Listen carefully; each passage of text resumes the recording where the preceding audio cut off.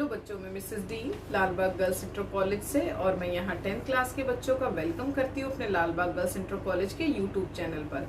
और यहाँ जैसे कि बच्चों आपको पता है कि हमारा गणित विषय में चैप्टर 4 कंप्लीट हो चुका है, जिसमें हमने विभिन्न प्रकार की सारी विधियों के द्वारा आपको रैखिक समीकरण युग्म हल करने बताए थे।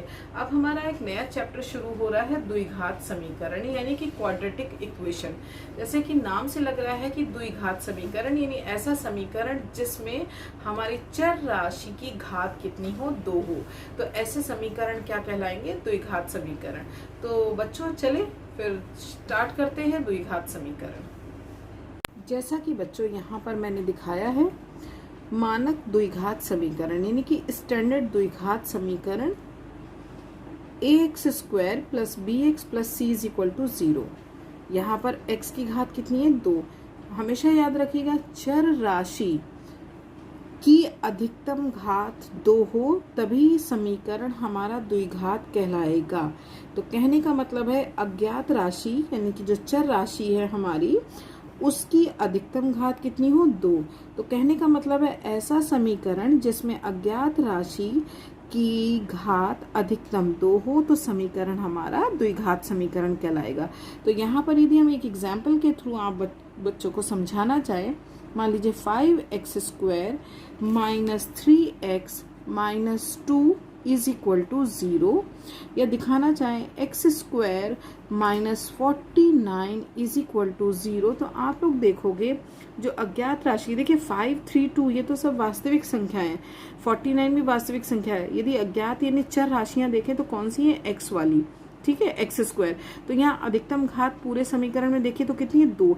इसलिए ये समीकरण कैसा कहलाएगा, द्विघात समीकरण। यदि ठीक है यहाँ पर x वाला पद नहीं है, कोई बात नहीं, लेकिन आप यहाँ देखेंगे तो x की घात अधिकतम कितनी है, 2। इसलिए ये भी समीकरण आपका कैसा कहलाएगा, द्विघात समीकरण। तो इस प्रकार के जैसे भी समीकरण आपको मिलेंगे वो सारे के सारे समीकरण आपके कैसे कहलाएंगे, द्विघात समीकरण। हम आपको एक क्वेश्चन दे, मान लीजिए कि जरूरी नहीं कि आपको बिल्कुल एग्जैक्ट बने बनाए या मिले मिलाए बन जाए और देख के आप बस बता दें कि ये द्विघात समीकरण है या नहीं है। मान लीजिए आपको एक क्वेश्चन दिया जाए और कहा जाए कि बताइए कि x+1 का होल स्क्वायर = 2x - 3, क्या ये द्विघात समीकरण है। तो अब देखिए, देखने से तो हमें नहीं लग रहा। हम आपको एक क्वेश्चन दे x+1 का, अच्छा मैं लिख के दिखा देती हूँ बच्चों को, जैसे मैंने यहाँ पर लिख के दिखाया x+1 का होल स्क्वायर = 2x - 3, और हम आपसे कहें कि क्या ये दिया गया एक समीकरण द्विघात समीकरण है। तो कभी कभी देख करके नहीं पता कर सकते, जैसे यहाँ पर तो हमने देखते ही पता कर लिया, क्योंकि यहाँ पर अधिकतम घात चर राशि की कितनी है, 2 है, तो इसलिए ये द्विघात समीकरण है। अब यहाँ पर तो हमें नहीं लग रहा, चलो एक बार को यहाँ देख भी लें बच्चों कि यहाँ पर x की घात 2 हो सकती है, क्योंकि x+1 यानी a + b के होल स्क्वायर के अकॉर्डिंग खुलेगा। तो इस तरीके के जब सवाल आए और जब आपको ऐसे समझ ना लगे तो आप इसको सॉल्व कर लीजिए। किस तरीके से, जैसे हम लोग जानते हैं कि ये a + b का होल स्क्वायर है, तो उसके अकॉर्डिंग ये क्या हो जाएगा, x² + 1² + 2 × x × 1, करेक्ट, = ये ब्रैकेट ओपन हो जाएगा, तो ये हो जाएगा 2x - 2 3 = 6। ओके, एंड देन इसको सॉल्व कर लीजिए, x² + 1 + 2x, क्लियर, क्योंकि 1 का स्क्वायर 1 होगा, 2x एंड 1 की मल्टीप्लाई करेंगे तो 2x ही होएगा, = 2x - 6। थोड़ा सा सॉल्व कर लीजिए, x² + 1 + 2x - 2x + 6 = 0। इससे ये कैंसिल हो गया और ये हो गया x² + 7 = 0। अब आपको क्या दिख रहा है कि इस चर राशि यानी जो x है, इसकी अधिकतम घात हमारी 2 है। तो इस तरीके से हमें इससे समझ लग गया कि जो ये दिया गया समीकरण है वो एक द्विघात समीकरण है, पूर्ण रूप से स्पष्ट है कि ये फिर क्या कहेंगे, द्विघात तो कहेंगे। अतः क्योंकि यहाँ पर अधिकतम घात कितनी है, 2, ये ध्यान रखिएगा, x के पद हों या ना हों, ठीक, या आपका कोई कांस्टेंट पद हो या ना हो कोई फर्क नहीं, लेकिन चर राशि की घात यानी जो अज्ञात राशि है x y a b m जो भी है उसमें आपकी अधिकतम घात 2 होनी चाहिए। तो 2 है तो आपका दिया गया जो समीकरण होगा वो क्या होगा, द्विघात समीकरण यानी कि एक क्वाड्रेटिक इक्वेशन होगा। ठीक, तो इस तरीके से आप लिख देंगे, अतः ये दिया गया समीकरण द्विघात समीकरण है या यह द्विघात समीकरण है। तो अब हम मानक रूप पर आते हैं कि जिस तरीके से यहाँ लिखा था हमने पहले से ही कि यह भी एक द्विघात समीकरण है, तो इसी फॉर्म में मतलब पूरी तरीके से मिलना चाहिए। x वाला पद मिलता है तो ठीक है, नहीं मिलता है तो कोई बात नहीं, लेकिन दिस वन इज कंपलसरी, ये बहुत ज़रूरी है, x की घात 2 वाला। और जहाँ पर आप बच्चे देख रहे होंगे कि ए बी सी क्या है, ये एक कांस्टेंट नंबर्स होते हैं आपके, यानी कि जो चर राशि अचर राशियाँ होती हैं, यानी कि जो 2 3 5 ऐसा -1 2 ऐसे कुछ भी आए तो लाइक दिस। तो इस तरीके से यहाँ पर ए बी सी जो होंगी वो वास्तविक संख्याएं होंगी और एक्स आपकी कैसी होगी, चर राशि होगी। तो हम किसी भी दिए गए इस तरीके के क्वेश्चंस को, जैसे कि अभी हमने सॉल्व किया था, तो देख करके तो बता ही देंगे कि, क्योंकि यहाँ पर हम कहेंगे देख करके कि इस दिए गए समीकरण में जो हमारी चर राशि है इसकी अधिकतम घात 2 है, इसलिए यह हमारा द्विघात समीकरण होगा। और मान लीजिए देख करके पता ना लग पाए तो हम उसको सॉल्व करके भी बता सकते हैं। ठीक है, तो अभी जैसे हम आपको एक क्वेश्चन एक और दें, मान लीजिए आपके समझने के लिए सवाल कुछ इस तरीके से है, x-1 एंड दूसरे ब्रैकेट में भी x-1 is equal to x+2 and x-5। अब हम कहें कि क्या ये बच्चों यह द्विघात समीकरण है? तो अब देखते ही समझ लग रहा है, लग तो रहा है, नहीं भी लग रहा है। बच्चा सोचेगा अरे मल्टीप्लाई तो करना है, एक्स को एक्स से जब मल्टीप्लाई करेंगे तो x² आ जाएगा, हाँ ये द्विघात समीकरण है। लेकिन कभी भी जल्दबाजी भी नहीं करिए।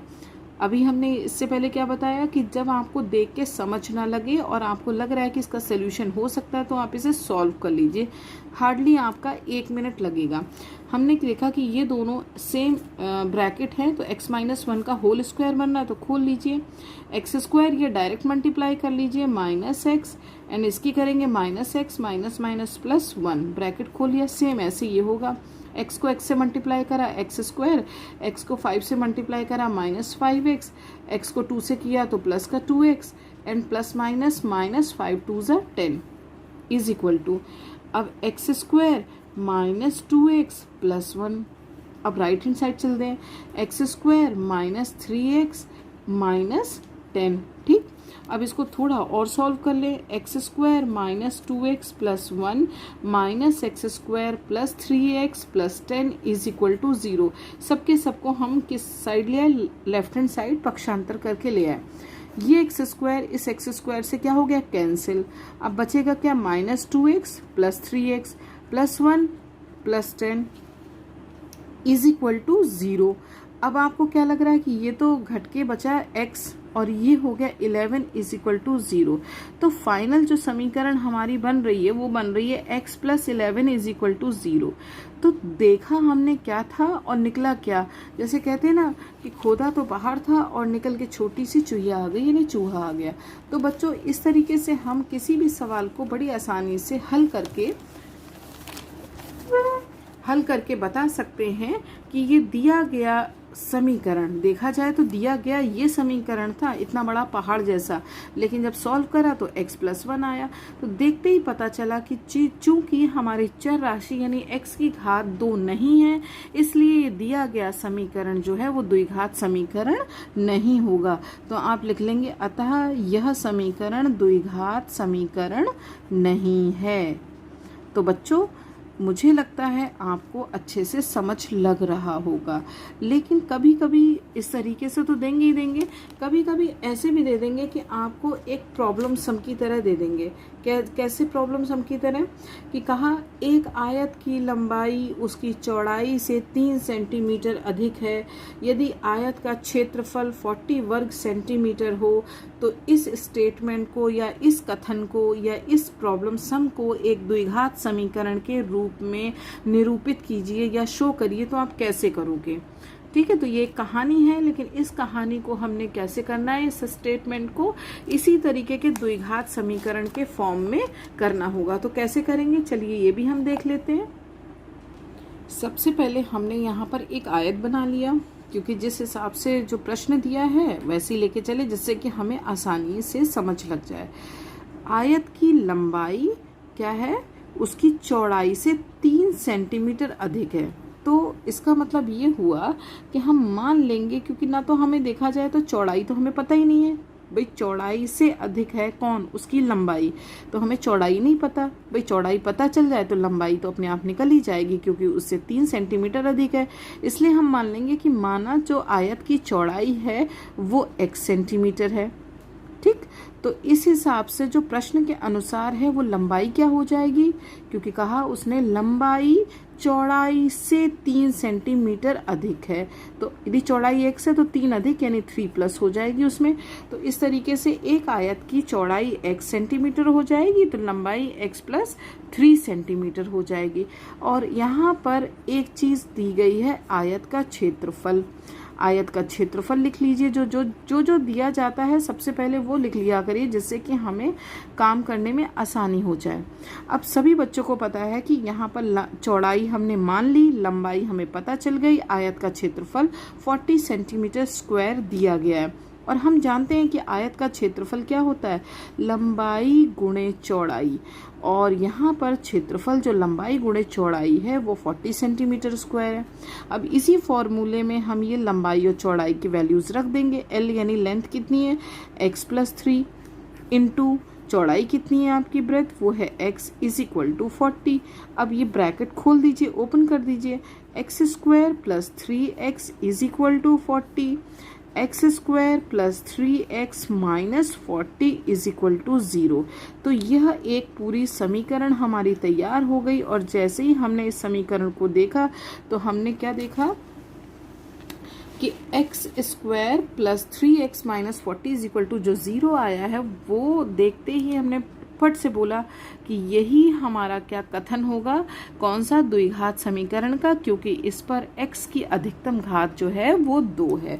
तो इस तरीके से हम किसी भी स्टेटमेंट यानी कथन को भी द्विघात समीकरण में परिवर्तित कर सकते हैं, जैसा कि हमें या जिस हिसाब से हमको कोई भी प्रश्न दिया जाएगा एक स्टेटमेंट या एक कथन के अनुसार। तो बच्चों, इस तरीके से हम अलग अलग तरीके के प्रश्नों के द्वारा द्विघात समीकरण की पहचान करना भी सीख लिया है।